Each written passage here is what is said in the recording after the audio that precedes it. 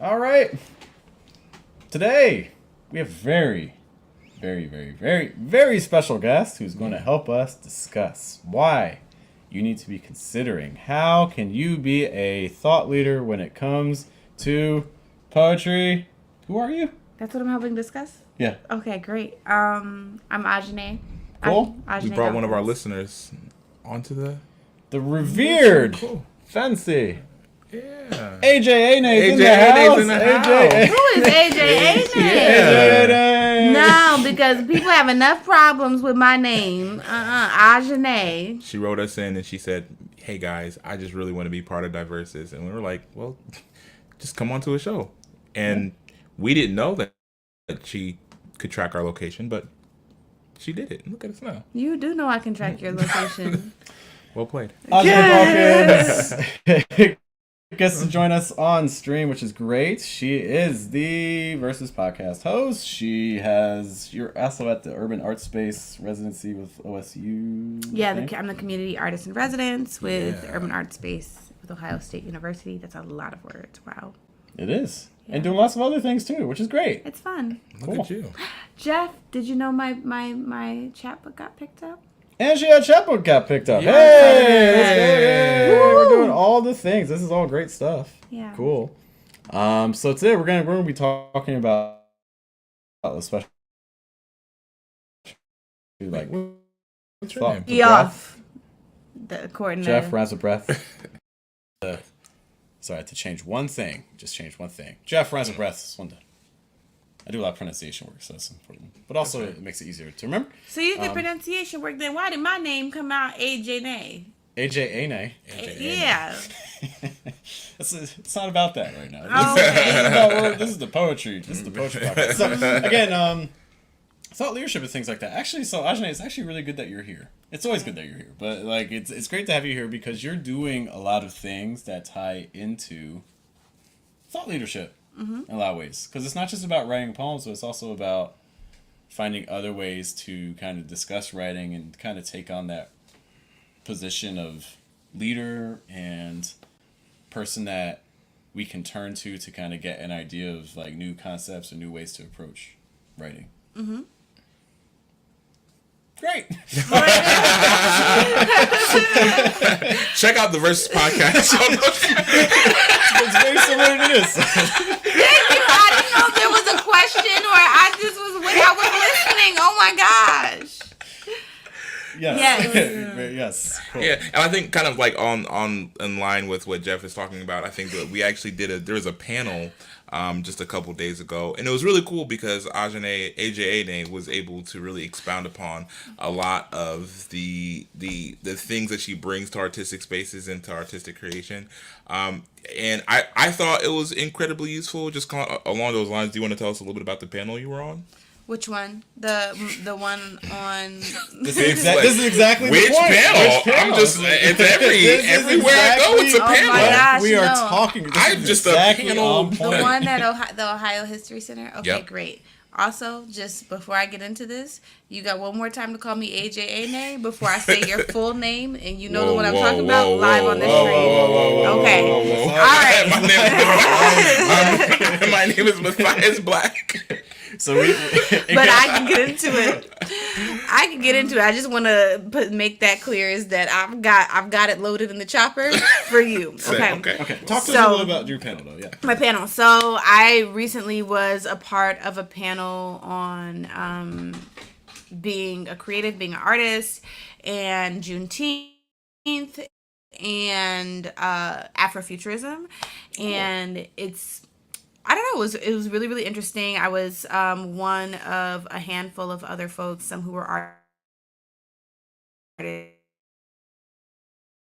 arts educators, and it was a really nice opportunity to be able to see how I'm in conversation with other people who are doing similar work as me, to see the limitations of my own theory, my own imagination, my own frameworks that I'm working in, and then also to kind of see maybe where my strengths are or what I have to contribute to the conversation in real time, which was really, really great.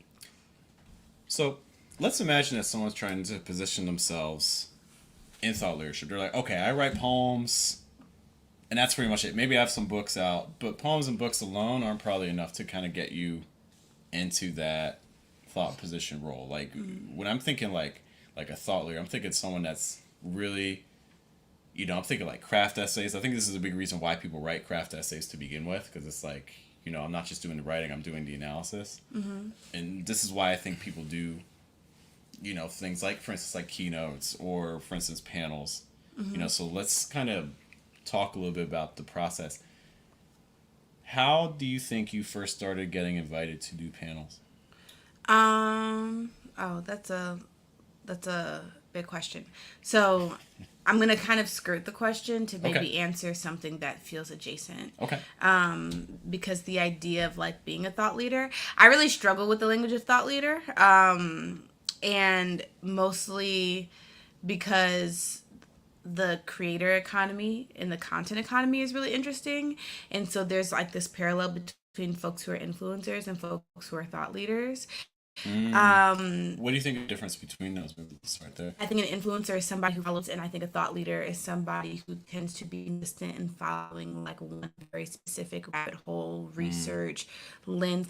Typically a thought leader is moving as a leader in a specific area, regardless of whether or not it is the trend or not, because it's their discipline, and maybe something in their discipline will like emerge and come into a trend, and then it might blow up.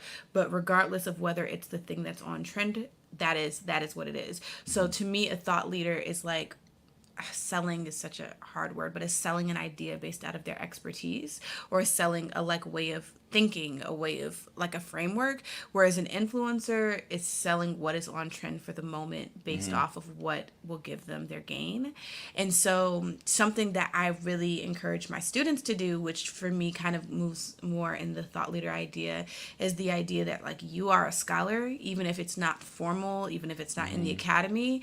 And for me, being a thought leader is more about being interdisciplinary. So what do you have outside of poems that gives you a very, very specific kind of lens for how you look at work, and how does that then, how can you then explain that to somebody else? So for example, mine is consistently theology. So I have my MFA with cool degrees, whatever, but I'm a poet. But I also have this huge background in theology, and my theology work changed the way that I look at poems. So the what I tend to talk about, I don't want to say that nobody else is talking about that, because that's not true, and there are other scholars who I could reference. But what I talk about that tends to generate interest is a combination of theology and poems, and like theology is a way to look at poetry, and that's really interesting to people because a lot of people don't read work that way, and it's giving them a new way to read work. So how does your specific lens, your specific framework, what you are actually centered in, how does that change how you read something or engage with something? And then what can you then share with somebody? How can you kind of expand somebody else's mind on that thing? Yeah, I think we talk about this sometimes as well, as kind of like increasing the resolution on like what we're working on.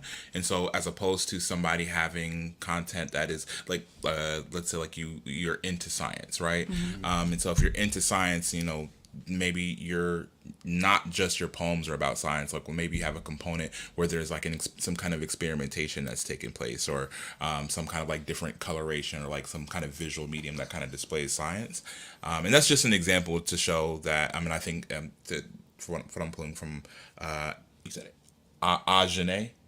His name, what I'm pulling from.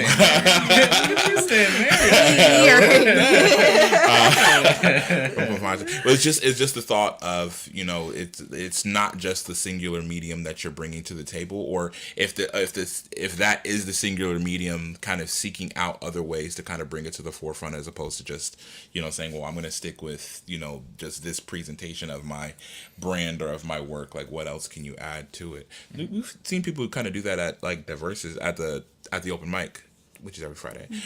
We've seen people do that kind of at the open mic, where they'll like, if they have a brand, they'll have like, other components outside of just a poetry book that they're also that they also have with them, either that maybe have like wristbands or anything like that, but just something that kind of extrapolates on what they're already working on. I like this idea of like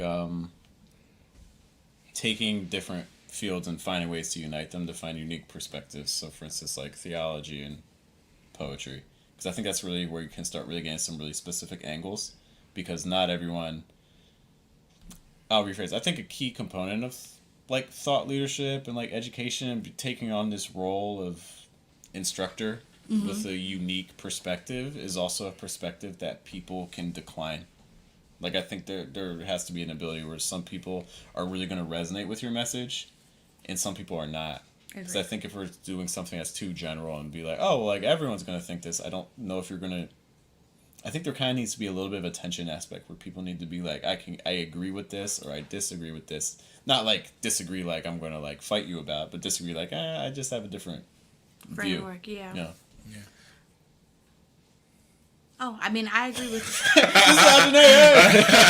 didn't know. I thought you were going to say something. I'm sorry. Go ahead. I agree with that. I don't think being general and trying to appeal to a ton of people, one, I don't think it serves anybody, but two, I think it tends to speak more to a lack of a kind of specific interest or specialty.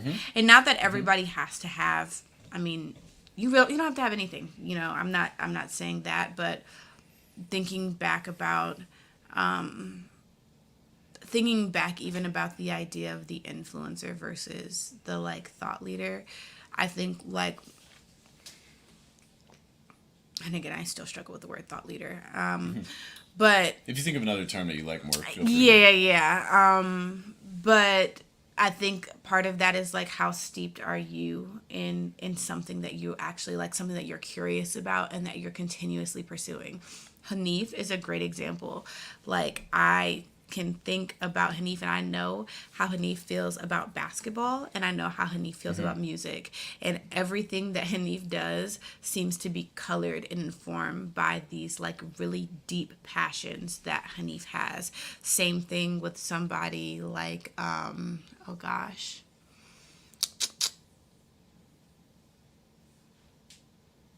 somebody like an Alexis Pauline Gumbs, who everything about her poetry, about her analysis is colored by the fact that she is like this Black feminist theorist and she's super steeped in Black feminism. And I think that makes the work more interesting. I think the goal is to go deeper, not wider. And just to kind of speak to the kind of the tension of like having like an off point for people that aren't 100% kind of resigned to like some of the thoughts or the things that you're bringing forward. I know we were joking a little bit about this before the podcast, like cults, right? And but there is a dynamic in like somebody like that's trying to build a cult following or trying to build a cult, whereas like there is a differentiation between people who are believers and people that are true believers. Like the believers are people that, they might hop on and like they might rock with you and you actually they might be excited for you to speak or whatever like that, but there's some more extreme parts of maybe like your platform that they're like, I can't really hang on with that. And again, I'm not telling people to join a cult or to start a cult unless but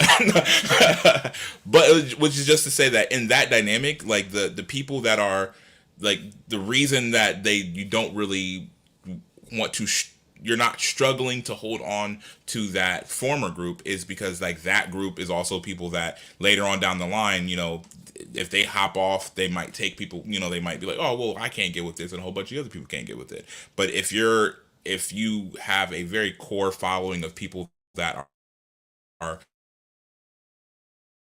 and like I've seen people that are like they have like a crazy fixation on like specific sport teams, and there's not just speaking of Hanif, like the Minnesota Timberwolves, like if you just know Hanif from like just reputation, like he like I'm not necessarily sure exactly what the source of that is, but like he was like in a commercial where he did a commercial for Minnesota Timberwolves like this year, like this season, which is like nuts, right? But it's like there is like this fixation that it was like a genuine love of the team that traced back years to like now you're in a space where you're able to actually work with them. which is Go ahead. I don't want to interrupt you. no. Well, I was gonna say just to say like you don't know what kind of fruit that can bear, but I would also say like you want to like your genuine fixations and your genuine interests are gonna go over a lot better than naturally things that are just on the surface or things that you're doing just so you can try to cultivate that following. Because again, those people are the people that can go deep, right? So like those are people that they don't have they don't have the general knowledge that everybody else might have. Like they might be able to tell you what shop the original team got their jerseys from. Like it might be that deep of a fixation. So yeah, just finding what those things are for you and what those things are for you personally, and then digging deep with them. Yeah, I was gonna add in, so thinking about the thing with Hanif, because it goes even deeper than just like, okay, we know Hanif loves the Timberwolves, right? We know Hanif has this relationship. When I don't even, okay, I'm not gonna hold y'all. I love basketball. I was not very tuned in to this most recent series, but something big happened with the Timberwolves, right? What happened? Something big? They Did lost. some- Was that what happened? But did they win something before that? Like They reached the well, finals in the West. They beat the team that won the championship last year. Was that a big moment? For them, I would say Okay. Okay. Anywho, so I don't remember. I was not following anything. I was super out of the loop. Moral of the story is, I know when something has happened with the Timberwolves because I see people flocking to be like, "What does Hanif think?" Because there's an interest in figuring out like what is Hanif's perspective on this thing. I think about a similar thing like. It's almost like, so if you have people who love you or people who you're friends with, right? People who love you, Jeff, okay? You'll find your people one day, Jeff. Just one. If you have people who love you, then a lot of times they will send you things they think you are funny, or they will send you things and be like, hey, what do you think about this? Or they will send you things that might be of interest. It's kind of like that, but in a much larger platform. So, something happened with the Black church. What does Ajane think about that? I have a lot of people who ask me that. Or something is going on with business and poetry. Like, what do you think about that, Jeff? Or something is going on in the short film world, or something is going on in the comedy world. Like, what do you think about that? And so part of it is almost like being in the big group chat where people are like, hey, did you see this? And obviously you've seen it. But then if they know you've seen it, then we want to know, how are you thinking about this thing? Because sometimes people don't have the range. It's good that it's not like you're tuned in just when something large happens or just when something like really cataclysmic happens with it, but you're also consistently in that conversation space on your social medias, just like in either questions that you pose or things that you bring up, or when even if there's like something smaller that's going around, like your commentary and things like that on it. So I think there's a couple things I want to touch on. So the first thing is that this speaks to a concept that I think is really fundamental. This concept that took from Seth Godin, the idea of things being remarkable, as in, again, not like incredible, but remarkable in the sense of generating a remark, So like you mentioned, for instance, things happening with the Timberwolves, and what do people think of? They think of the Timberwolves, but they also may think of Hanif without Hanif even saying anything. He just, people are talking about him without him even being in the room. And we need to find ways, I think, to enter those sorts of conversations. People thinking about our approach or our writing or whatever, regardless of we're physically present or not.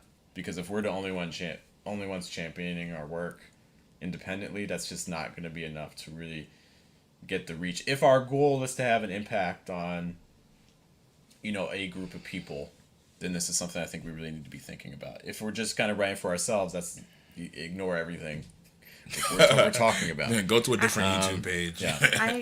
I agree with you, Jeff, and I'm just even going to toss in there. It also, that kind of specificity also widens your audience. So like a lot of, if you're in the poetry world, which I know a lot of people who listen to this podcast are, a lot of the places you're looking at publishing are literary journals, right? Yeah. Sometimes even if you're writing, and maybe you're trying to locate a literary journal that is dealing with the themes that you deal with, or maybe has your aesthetic. Hanif just published something in GQ. Like, you know what I mean? We talked about that. His reach expands beyond poetry. Yeah, it expands beyond poetry. Right. I think about my best friend, Brittany Rogers, and fellow co-host for the Versus. Fellow co-host for Versus, right? And Brittany is so centered in public discourse around Detroit and beauty that nothing can happen around Detroit without somebody forwarding it to her, sending it to her, saying, "Have you seen this?" Or "I'm sure you've seen this," or just like generally thinking of her. People are thinking of her. People are thinking of her. And then so her reach and her commentary is about more than just being a poet. It's about her being a commentator on the city, which I also think is maybe even a good thing to say, is that you shouldn't be a thought leader about this. It makes sense for Brittany to be this almost spokesperson. I don't know if she would agree with that, but this person who's constantly speaking on and about the city because she grew up there and she lives there and she's lived in Detroit proper her entire life. It has to be something you have a meaningful relationship to. I'm a pastor's kid. I'm the pastor's kid of a pastor's kid. You know what I mean? I have a seminary degree. Like, that is why the theology in the Black church for me. So I want to take a step back. So we've been using the term thought leader a lot. And when I think of thought leader, I think of something that you mentioned earlier, is about like kind of this idea that it's not trend based. It's I'm going this way, whether you're with me or you're not. Yes. You know, there's this sense of I'm going to forge this path, and there's some risk involved with this, right? Because there's a sense of I could be wrong. No one might I might be the only one that really resonates, but I believe in it so much. I'm still going to go on this path. Right? However, I think anytime you use like terms that are common in other industries, especially like business, especially like when poets think business, they immediately, I think, jump to like capitalism, you know, which is a thing. I get it. And I think when people think of that, they also think of like thought leadership kind of in that same sort of vein. When I think of thought leader, I also think like educator, guide, but I want something that kind of conveys that sense. I don't want to say like authority, but that sense of being like, oh, like I have resources that can be helpful to a larger community. It's like, how can we convey that to poets in a way that really captures that essence, do you think, without the negativity? Is that even possible? I don't know. That's hard. I feel like thought leader in like some ways is like the reason I struggle with the language is because it's like I feel like it's the language of like the like commerce system of like, if we can identify the person who's doing this work, that's something we can sell. Like we can sell around this person, and that's hard. And to me, that also begins to muddy some of the waters of language, which is again part of why I struggle with the idea of thought leadership. Again, it's why I struggle with influencers, because influencers are always trying to sell you something. And it disrupts the scholarship. But I don't know. That's I think part of it is thinking that most of the people whose work you are incredibly invested in are in some way thought leaders, and they just like don't refer to themselves as that, or they're very divorced from the language or rhetoric around it. And again, I say that I'm cringing as I use the word. I don't have a better word right now, but like it's hard because so much is built around that sales aspect and not the impact aspect. Because I mean, I think at Diversity we really take the approach that like it's not about the money. The money is a byproduct of, among other byproducts, of the service you give to others. Yeah. You know? But I think a lot of times artists have a hard time with that sort of separation. I think that a lot of times there's an assumption that the goal is the sale, when in reality the sale is not even, and a lot of it's not even really part of the discussion. It can be an aspect of it, but it's not the core. I was gonna say, yeah, and I also think that depends on what realm of art you're in, and also That could be true. yeah, and also what part of somebody's like artistic life they're in, because I don't think, I actually don't think I've ever thought about selling anything until I had this chapbook. I was like, dang, it would be nice if somebody bought that though. So let's speak to that. Like, I mean, I think. Look, I hope somebody buys it, and not for capitalist things. Like, just I would like my work to be in the world. So like, I've said this before. I think artists have a very tenuous relationship with money. Yes. You know, but I don't think people are naturally against buying. I think there's things that we have all bought that we're happy we bought, and that made our lives better. I agree. I'm very proud of my library. While I'm talking about, like, you've seen my ever expanding library. I've bought 3 books today. Yeah. I'm sorry. I don't think I mentioned that. So, I mean, let's use books. So like, a lot of us don't mind buying our friends' books. You know, or even books from strangers. Like, we happily, because we go to the library, we get it for free. I do that too. You know, yeah. I mean, I think it's a mix. So then it becomes a question of, you know, I could get this from the library, but I choose to spend money to purchase this book, and it doesn't bother me.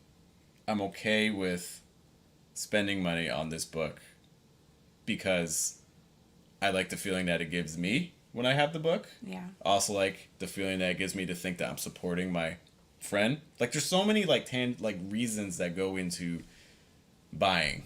Yeah. I think this kind of touch on that point. I think really kind of making the connection in each individual artist between their time and their production. And so essentially, I think a lot of times we're afraid to kind of be like, okay, let me put some kind of monetary like assessment on either a book or performance or anything of that nature. But then when you think about it, it's like, okay, so if there's nothing monetarily assigned to that work, then it means that work is now it's free. But not only is that work free, but it's costing you because it costed you time. It costed you, you know, whatever resources it really kind of takes to do that. And so you're going to have to make that up somewhere.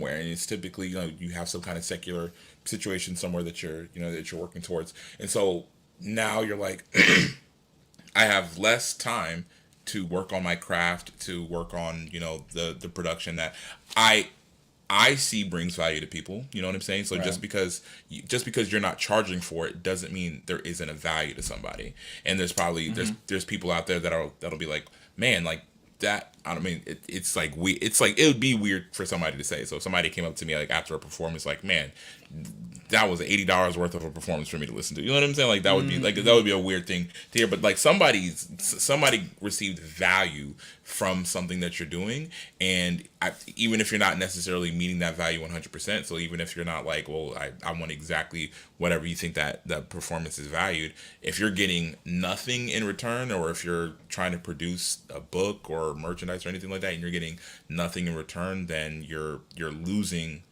time. You're not. It's not just like losing out. You're losing time. And just think of that example too with like, I'm just thinking like shows. Like you may not like go to the feature and be like, yo, let me give you money, but you may be like, oh, I'll pay $10 at the door to see that person. You know, or they have like a hat. I'll throw money in the hat for that person or things like that. You know, I think going back to however you want to call the person, educator. Like it's hard because educator doesn't have that sense of leadership that I think is really. No. It's almost like an innovator kind of, you know, because you're really trying to introduce something new. You're trying to show a new approach that could benefit people. You know, do they even need to sell? Like, I don't think it's even necessary for them to even have a product. They don't have to, and. Okay, actually, I'm going to keep my comment, but they don't have to. I'm going to keep my comment to myself because it was commented on something you said in the past. Okay. Yeah. Okay. What are your thoughts on that? if they need to sell. Mm-hmm.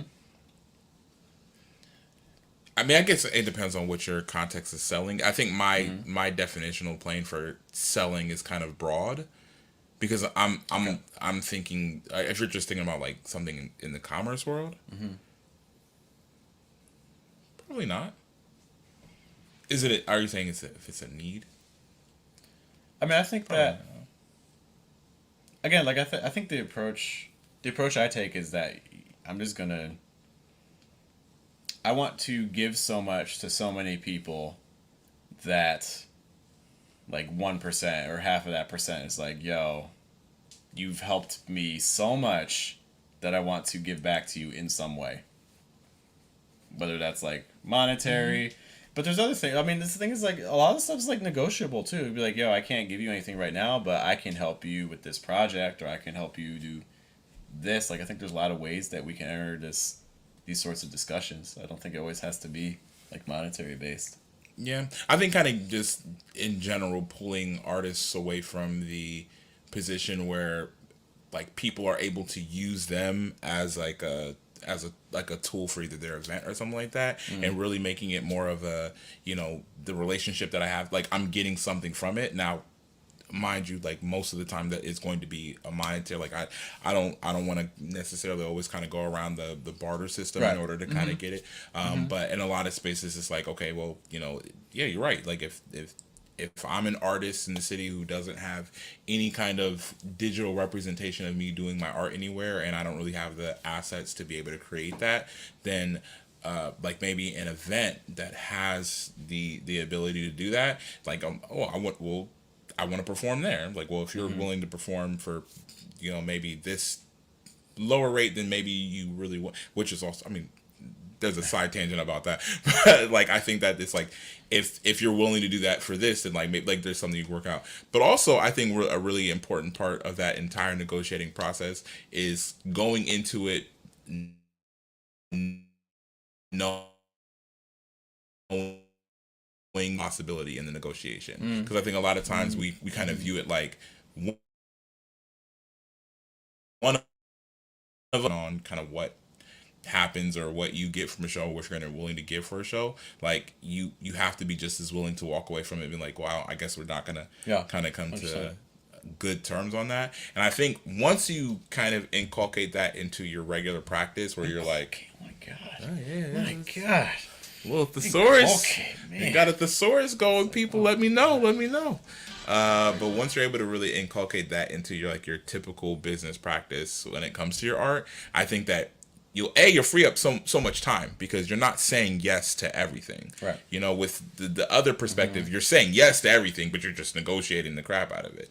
And so maybe you end up giving so much and then not getting as much. So you're kind of reducing the workload that you have on yourself, because no becomes an option. But then also I think you get a better response, because if people know that no is on the table for you, then a lot of times they'll come to the table with something a lot more respectable, because they're like, if they're coming to you, if they're like, Jeff, I want you to perform at my show, it's because they're like, you're an artist that we really like and we really want to get you in there. Ajane, if we really want you to perform at our show, it's not a matter of like, I can just get any poet. It's like, no, people want to hear Ajane do poems. How do I make that happen? I think this speaks to a discussion I had. So I just got back from Cave. Clap it up for Cave, yeah. Yeah, well, show them yeah. Just graduated. I don't normally just show this, but go ahead and You just graduated Cave. I'm so happy for you. Yeah. 3 years, I can't go back anymore. They won't let them. There's actually they won't let you go back. There's guards some out special there. things happening, but in general, no. So once you do 3 years, you can't go back. In general, but I think one discussion I had, and I do want to talk about other aspects of this, not just the business side, but maybe the last business side is that thanks to Nicole for saying congratulations, appreciate you. We were talking about the fear of like becoming tainted or like contaminated or like corrupted over time being like, okay, so maybe at the beginning you can like kind of stick to your guns, but then later on, as more people find out about you and more opportunities arise, that especially if you're really money focused, that you can like kind of be like, oh well, in this case, I'll bend a little bit. And I think that if you're really in this space seriously, I think you really need to almost have set guidelines for yourself. Maybe it helps to kind of write them down, like a code or something, to be like, no, this is my goal, this is my mission, this is what I believe in. I'm gonna write this down, because when you have that, there shouldn't like ever be a moment where someone brings you something and you're thinking about, is this right for me or not? Like that really shouldn't occur. You should be able to kind of listen to it and be able to identify, yes, this aligns with my views. No, this does not align with my views. Because I think as soon as we start to get into those sort of gray areas where we pause and think, I think in a lot of ways we're already kind of lost, because we want it to be immediately clear, like, this aligns with my beliefs. This does not align with my beliefs. Because I think the more we think about it, the more, the human brain is really powerful. We can logic and reason our way to anything. And so I think we really need to like kind of have like a set mindset, ideally from early on as possible, when we're taking on these roles of, guides for a group of people to turn to as community resources. Because there's going to come a day where someone's going to offer you something that's going to test where you are. And you don't want that to be the thing that kind of ultimately breaks you, because people pay attention to that. Yeah. I've been thinking about it like when it comes to like people's brands, and if they have like one specific thing. So if somebody is like, I'm a vegan, and everything that I do is vegan, right? And so realistically, kind of like exactly what you said, like they've made the decision. Vegan is my position anywhere. So like if you wanted me to come out and do an event, there has to be some kind of vegan reason that you're bringing me in there. That's some kind of vegan situation there. But if somebody brought you out to an event and they're like, okay, but it is for our barbecue hut. Yeah, like, but you're gonna perform, like, we want to hear your poems there. It is at a barbecue hut, and then additionally, we have 0 vegan options at the barbecue hut. So like that should feel like a very clear, like, well, hold on, like it might not be against any of my morals for me to perform here as like personally, right? So personally, it doesn't really affect. I know people eat meat, it's whatever, but if somebody were to be looking at you as a brand and thinking about like the things that you do as a brand, and they're like, all this vegan stuff, but then like they got this picture of you, and they got like this video of you performing for, I don't know any names of any barbecue huts. Shout out if you are a barbecue hut. But I don't if they see you there, they're like, oh, like it kind of it disrupts the kind of the brand consciousness, because now you're like, oh, something else entered the chat. Mm-hmm. Yeah, I think this did circle back around. So I think that... Say it. I'm trying to... I want to language it correctly. So I was having a conversation with a friend recently, and we were comparing our rates. She's not a poet, but we were comparing our rates because there's something in the field that we do similarly, and she was making like double what I was making, and I was like, what? She was, and that was when I found out that I was not making the standard rate. I actually thought I was being paid well for something, and I found out that I was not making the standard rate, and we were talking about rates in general. And I was like, I don't think it's the same. And she said something along the lines of, well, yeah, the poets don't make money because they want to be activists. And I thought that was really interesting.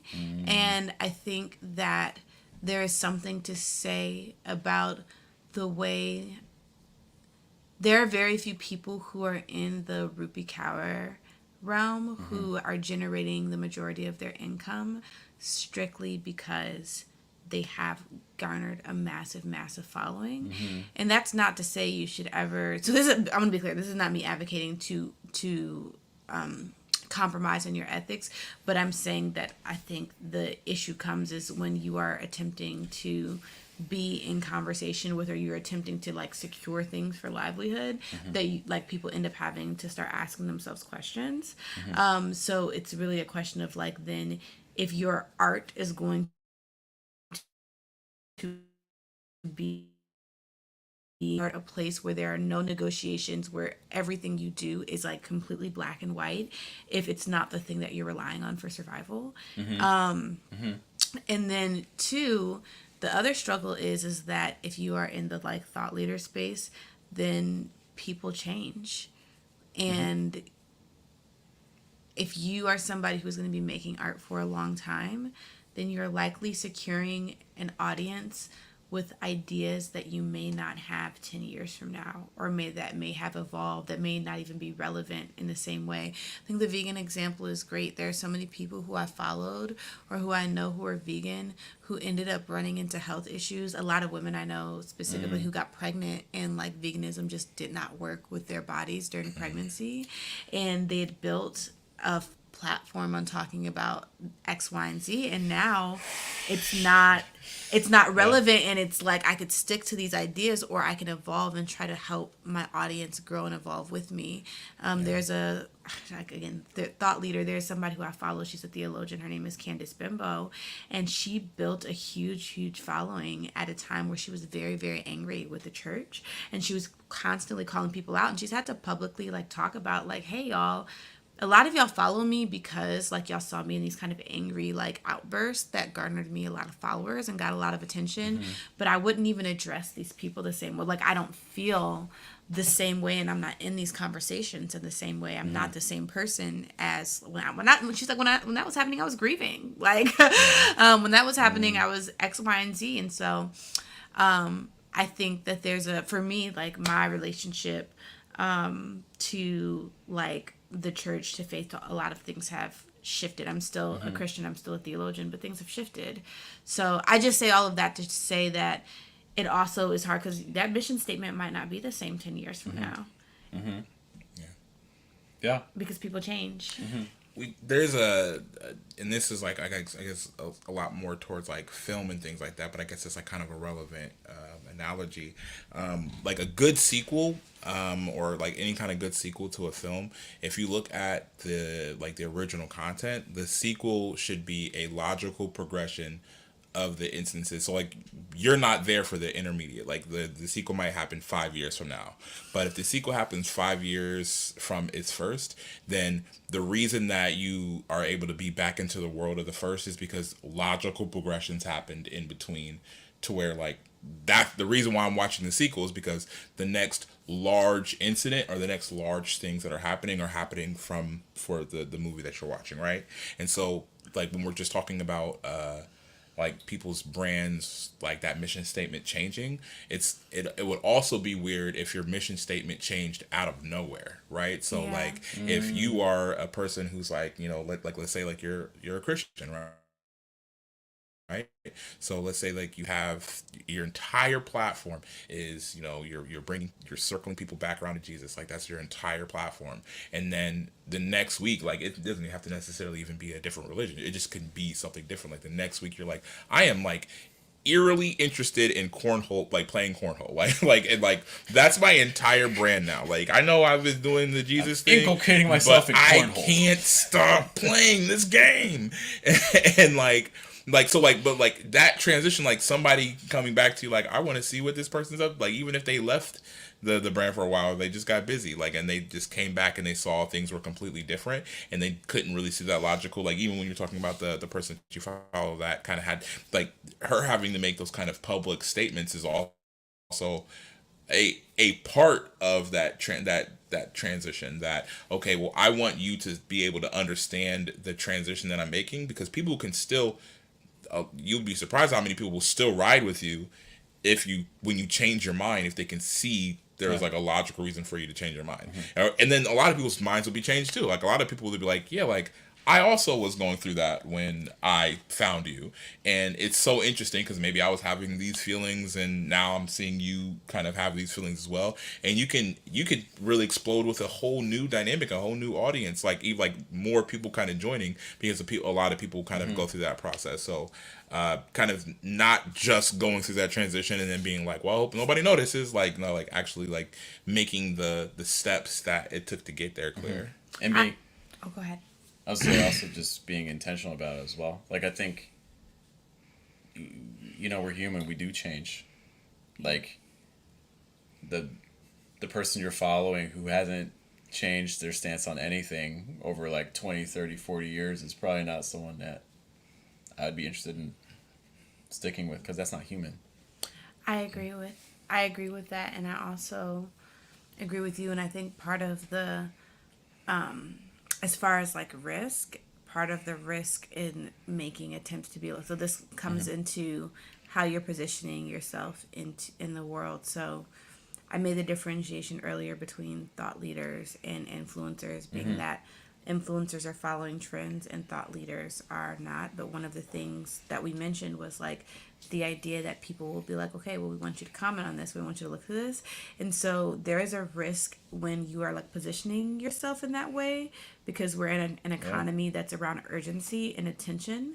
And so if you're trying to like build a name for yourself as somebody who can be known to comment on certain things, then you are ultimately going to like say things that you don't agree with later, mostly because there's not time to process, which is also in some ways it's almost hindered me because most of my I'm working on this because I think the internet is very unforgiving.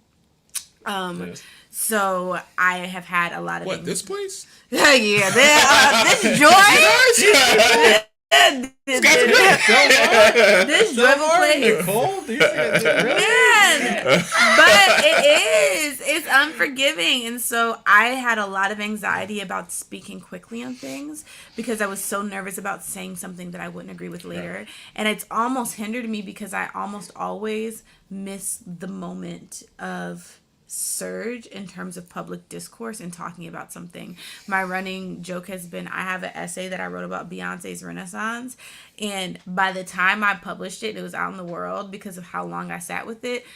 Cowboy Carter rollout was starting. Like we were I had been to the tour, like I knew every word on the we were in people had their cowboy boots out, and I was like, and this is how I processed this one song on Renaissance. Like literally. And so there's also a risk in being like, okay, I might have to publicly be a little wrong. And some of the issue with a lot of the current thought leader demands are that you have to say something quickly and you have to be sure. You have to be you have to have an assertive, defined position on something that just happened that we likely don't have a lot of information about, in order to maintain a kind of relevancy in the conversation. But I think if we take on these position, like any sort of position of leadership, whatever, whether it's a coach of a team, like you gotta take risks. Like you have to take risks. Like if you're a coach of a team, like you have to decide, and you see it like a bet. Let's just use basketball. Like your star player has 5 fouls, and it's the start of the fourth quarter. What do you do? Like, or like or like when do you call it a timeout? When do you only have one left? When do you call it? Do you throw the challenge? Like like you have to take risks. You have to be. That's crazy. I think we have to be willing to be wrong. Yeah, I think one of the things that is that I sit with a lot, especially when it comes to like kind of commenting on like very like public instances, is that most of the people that really stand the test of time when it comes to their positioning as like a thought leader in those spaces are people that the subject matter that's coming up in kind of the public conversation is typically like a very small amount of everything that they know about the subject. And so the answers that they're giving, they can be consistent because it's an answer that they've probably thought about in some way, form, or fashion 1,000 times before the public conversation happened. And so I think that, like, which again, it's not to say that everybody, like, that you have to read 1,000 books and 1,000 articles before you comment on anything that you see on Twitter. But it was just to say that like things that land in your niche or things that land in that space are because you've done the work, because it's something that you have a genuine interest in. A lot of times, if again you're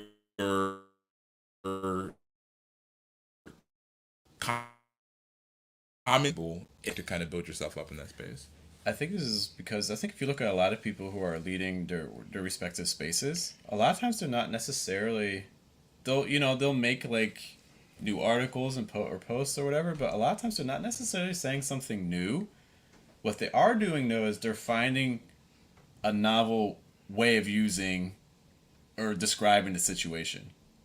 So it's like, I might phrase it a completely new way, but I'm still attacking the same truth, or I'm still presenting the same truth. And I think that's something that you see over and over again. So even with something that's trending, if something's big in the news or something lots of people are following, finding that tie-in to connect it to something you've already said. Like for instance, you mentioned theology. I mean, people have been giving sermons for thousands of years. Mm-hmm. The Bible's a big book, but it's not an infinite book. Yeah. So podcast. Hey man, Sorry, God, it's crazy. So like you made them. And there's probably some parts of the Bible that's like pastors, reverends, like that they really like and probably fixate on. But it's like they probably have found 100 ways to talk about the same story and to arrive at the same truth. But every time they do it, they find a new way to do it and present it, And I think this is something that I mentioned earlier about how do we put ourselves in these sorts of positions. I think this is something we need to think about, too. We asked earlier about, like, how do we even get on panels. I think to become... I never answered that question. You never did, but you really dodged it. You've dodged it. Hour and a half later, just really like, that was... Well, but, I was leading up to it. It's okay. It's okay. We'll get to that. Because also there's a question here I want to make sure we get time for as well. But I think... we need to, again, take risks and put ideas out to find out how we actually think about certain things. And then we need to keep talking about them repeatedly. Because the more times we talk about it, the more ways that we can actually understand how we think about it. Yeah. And we can start coming up with our own novel ways of presenting it. This is like, for instance, for me with pronunciation. People have been teaching pronunciation for a very long time. But it's only after teaching pronunciation 4 or 5 years that I was able to be like, oh, you know what? I think there's 4 aspects of pronunciation I really focus on with my students that I see other people aren't, that I think really get great results with my students that I really focus on, But I only get there by teaching pronunciation for those 4 or 5 years first. Yeah. There was a question that came in that I want to get everyone's thoughts on. Thank you for your patience. This was from Delmar, I believe. Delmar Daystar asks, what do you think American poetry looks like for the next 5 years? I'm that button doesn't work. Sorry. Oh. Sorry. Question. Thank you. Aja, did you want to start off? What do you think American poetry looks like in the next 5 years? I have no clue. I don't even know what America looks like for the next 5 years. It's raggedy right now. It beats me. I'm sorry. I wish I had better. This is an opportunity to develop. I've got theology and poems. American poetry for the next 5 years. I cannot say. Okay. I'm sorry. That's fine.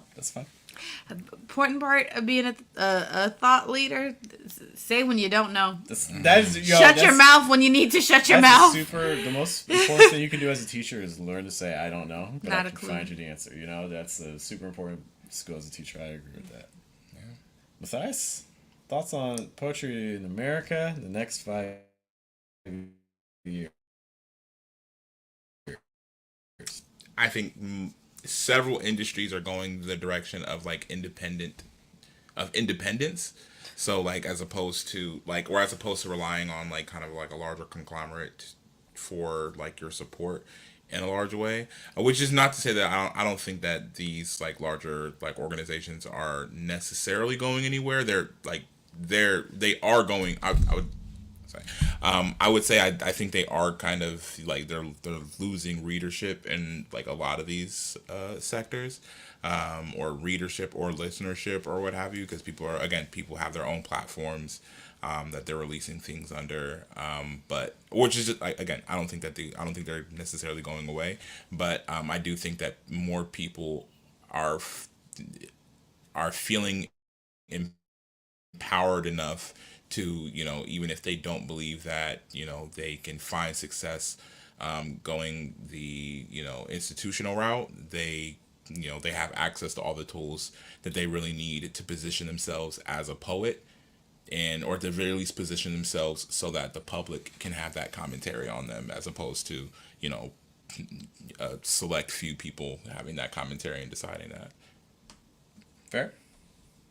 If I had to guess, a couple of things. I think you're going to continue to see a trend. Let's talk academics. I think you're going to see a trend towards more PhD over MFA. I think that's something you're seeing more and more. I think you're going to continue to see it become more and more difficult to get those academic jobs at schools, which means people are going to be looking for alternatives. Okay. I think, let's talk AI. AI is going to make some pretty big jumps in poetry. Which is crazy, because he was mostly like a dribbler in the league. I mean, he dunked a couple times, but it wasn't even like... You married him. You chose him. When they said legally, at the thing, I have no legal ties to him. When they said at the thing, does anybody have any objections? You didn't tell me, Jeff. You sat there quietly with his head bleeding. Oh my God. Some say in the right light you can still see. You can still see the hammer. And AI is going to be, I think, we're kind of in the sweet spot right now, I think. AI's already been super disruptive in photography, like stock photo space. AI's already been really disruptive with ChatGPT, so like general like copywriting and things like that, super disruptive. Yeah. You're seeing it disrupting programming and coding. That's 5 years time. It's even just to compare like today to versus last year. I mean, the gains are really, really fast. It's entering. You're seeing AI start to disrupt video. We're still probably a year away from that becoming more mainstream, but that's happening. The one arena that artistically I think it struggled with, it has been poetry. We've looked at poems on the channel. Based on the poems that we've seen, I think the AI poetry could win like a high school level contest. I don't know if it could do college right now, but I wouldn't be surprised. 1 year's time, but 5 years time, I would not be surprised if it's able to do a lot more. Which means, talking about this aspect of leadership and trying to separate our work. We're trying to separate our poetry from others. This is the time to, in my opinion, to really do that. Because I think we're about to get flooded with a lot of lower quality, mid-quality level work. And that's all it takes to really bury people. And I think a lot of times artists have really been focusing on craft. Craft is going to be the thing that saves me. That's all I need. I just need to get better at writing, and then magically everything's going to fall to me easily, and it doesn't work that way. Craft is the prerequisite. Okay, we need to learn presentation skills. This is another reason why I wanted to do this live stream today, because I think finding ways to get access to panels, I think doing things like starting your own podcast, I think doing things like writing your own craft essay, I think doing things like taking part in festivals, starting your own shows, creating your own organizations. I think this is the direction that, if we're really trying to separate ourselves and to get people finding our work, in order to be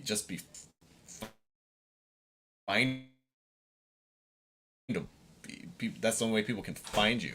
You have to be out there in as many different means as possible. I think these sorts of things are only going to become more and more crucial over the next 5 years. Which means that you kind of want to start now. You don't want to start 5 years from now. Yeah. Those are my predictions. Delmar, if you have other thoughts, if you're still with us, if you guys are watching this, let us know what your own predictions are for the next 5 years. You want me to answer your question now? Yeah. Delmar's saying answers. Yes. And if you're watching with us. Hi, Delmar. Sorry I didn't have more. Can you say hi also to Nicole? Hi, Nicole. And also to Sierra, still with us. Can you say hi to Sierra? Hey, Sierra. Hi, Sierra. All right. Cool. Thank you, Aja. You're the best. All right, Aja. We're going to start wrapping up soon, but can you get us... If I want to be on a panel, what do I need to do to get on a panel? All the stuff we just talked about, which is great. That's the great part. It's really, really simple. If you talk... So, for example... If there was, somebody asked me, they were like, hey, I want to put together a panel on the business of poetry, I would be like, you know who knows about that? Jeff Anderson. And I would think about you really quickly because this is the work that you're doing. I just want to pause you there. Mm-hmm. This is also why a lot of people they approach social media from a grind perspective. Instead of approaching it from we're forgetting the real reason why I think we're doing that sort of stuff. The real reason is we're trying to give to two people and also stay kind of top of mind. Mm-hmm. Yeah. Because if you keep saying, oh, Jeff, he keeps doing this. He did another thing about this poetry and business, another thing about this poetry and business. And this is why I think if you just like post your poems online, you don't... Okay, people know you post poems, but they don't know... Who you are. Right. Yeah. They don't know what's your take. Whereas, so it's like when you have that specific take, be like, oh, he always talks about poetry and business. He always talks about poetry and religion. Stuff like that. That's a much easier angle to kind of direct people towards and people to kind of connect you with something. Sorry to interrupt you. No, that's it. I mean, that's really it. There are very few just poetry panels. It's always poetry and. So, art and. So, what is your and? And if you talk about that, then when somebody inevitably does the and, they're going to be like, huh. Which is really interesting you say it. So, we started a program called the Poet Business Institute, and we're working with poets to create offers that they can give to people and that people can reject if they choose. It's not like we're forcing people to do it. How dare you? And basically, the angle is like we try to fill out this little sentence, and anyone can do this. I help blank to blank by blank. If you fill out this sentence, this is how you can start thinking about it. If you want to use poetry to approach a specific angle and to help a certain group of people, because that's, in my opinion, that's what business is about. Business is about solving someone's pain points. When we say pain points, it doesn't mean like, like I need to go to the hospital. No, it can be like, I'm home, it's midnight, I don't know what to watch on TV. That can be a pain point. A pain point can be, I tried to shave my head and now I need like 5 sutures. That can also be a pain point. That's fair. I respect that. Like, my wife is mad at me because I can't pronounce her name right. I got it right. These are all pain points, So, this sentence helps us to be like the unique approach. Because, like, for instance, I have one group of people that are, I want to help middle schoolers to improve their writing skills by creating a summer camp around poetry. Cool, now I can do that. I can make something around that. It's like if we're able to kind of take this sentence, I think it helps us keep in mind that pain point aspect and that service aspect. That's really key. But it goes back to the same thing. I help people to do something. That's the and, right? I help middle schoolers. So like poetry in middle schoolers, right? Or like poetry in people who are grieving. One person who's organizing a workshop around grief.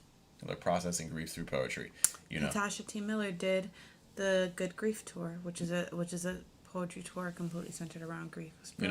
So like, what's the thing that you again you want to kind of tie it into something that you're interested in, and it doesn't have to be corny. Like, just talk about what you like. What do you like? People don't know what they like. What do you like? Yeah.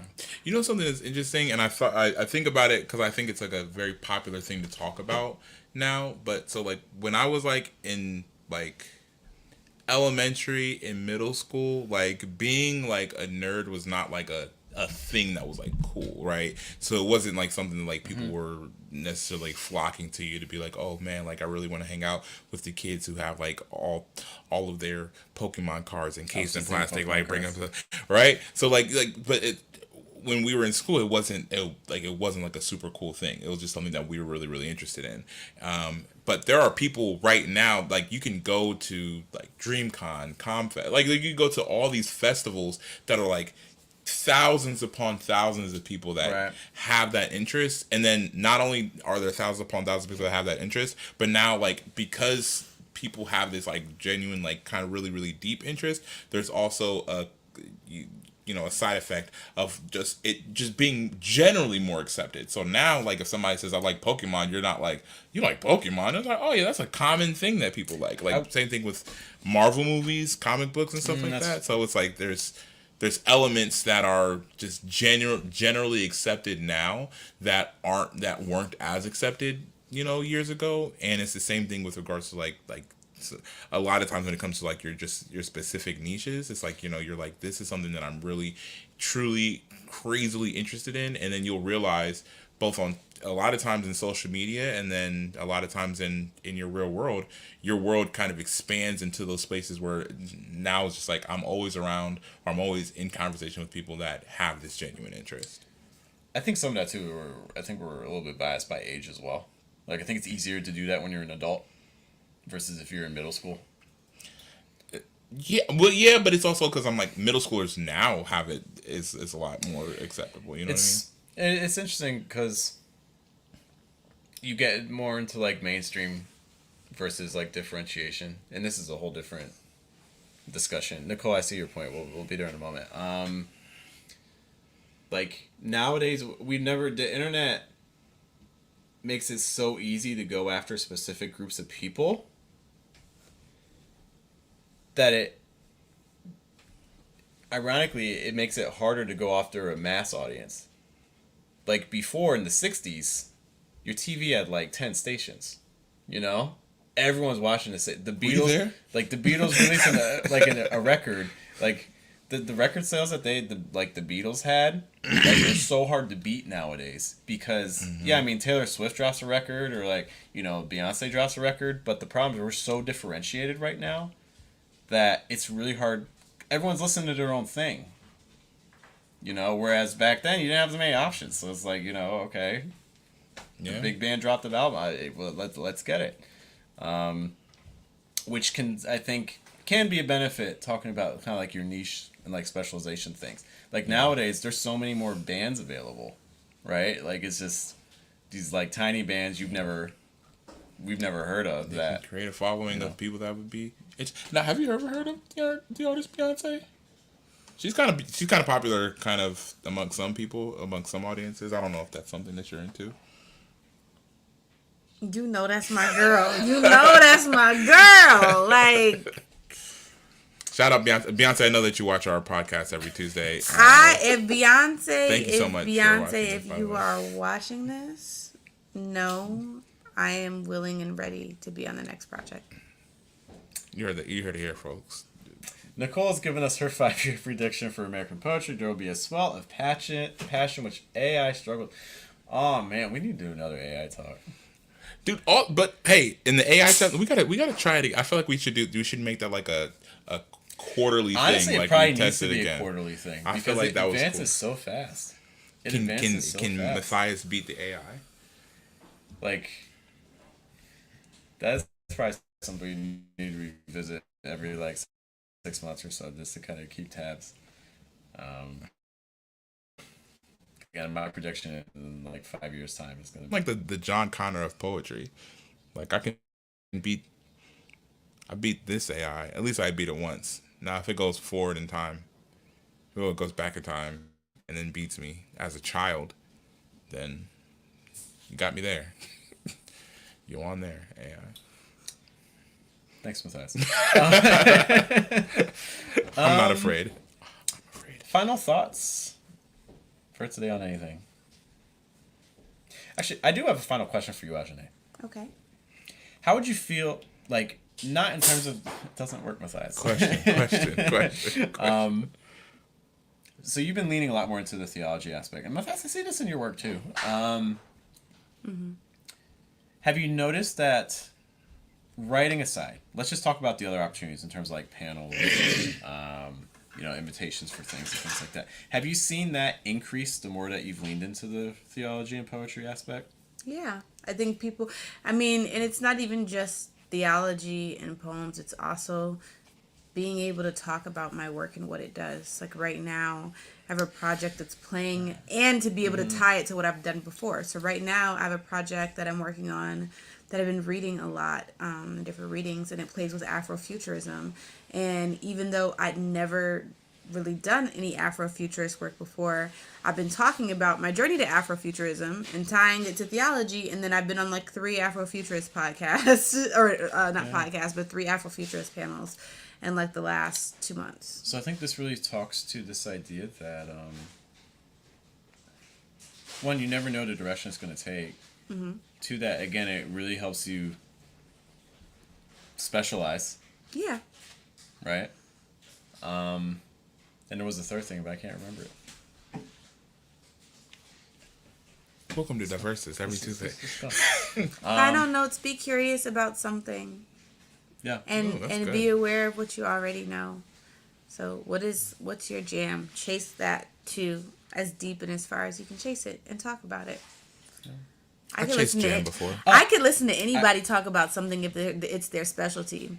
100%. No, 100%. Yeah. If you're passionate about something, it carries over. I'm tuned in. I was just watching this girl talk about the combustibility of mulch. I don't even know what mulch is, but I watched the whole video. I was fascinated. And Wait, you don't know what mulch is? Isn't it something with like plants? It's like inculcate the bark and chop it. I guess. I remember my point. It sounds like as you lean more into the theology and even the Afrofuturism, one of the things you mentioned, it sounds like it's adding to your story. And I think this is something that, again, if you're just writing poems, there's not really much of a story there. But when you get into those things that you're passionate about or interested in, there becomes a story. Like, for instance, with the verses, like, originally I was super craft focused. Everything was craft. I just imagine if I get my writing to a certain level, everything else is going to come from that. And then just coming slowly over time to a realization that, oh, there's other things that I'm going to need to do in terms of how I'm presenting my work that's going to be really valuable. And then it's like, I can't be the only one that's had this same kind of delusion. There have to be more people. And also this idea that, for instance, we started a nonprofit. The nonprofit, we had everything planned, and then COVID happened, and we had to cancel everything. So then that we had time to kind of rethink, be like, oh, you know what? Like, maybe we don't have to do like the nonprofit route. Maybe we don't need to rely on grants from other people. Maybe we don't need to rely on philanthropy. Maybe we can find ways to actually, become independent and do what we want to do instead of being held to like stakeholders or people that would be like, sorry, you don't get our grant and things like that. Like, maybe we can operate on our own, So that's sort of telling stories like that, or telling how you connected theology to poetry, or for instance, like Hanif, how you connect basketball to writing and things like that. Those are the essential thing is a story. How did you get to where you are? We are oral creatures where we are drawn to, we think in story. So the more we're able to do that, the more I think we can also tie into everything that we discussed today. Yeah. Final thoughts? You stayed for the whole podcast. Look at Look you. at me.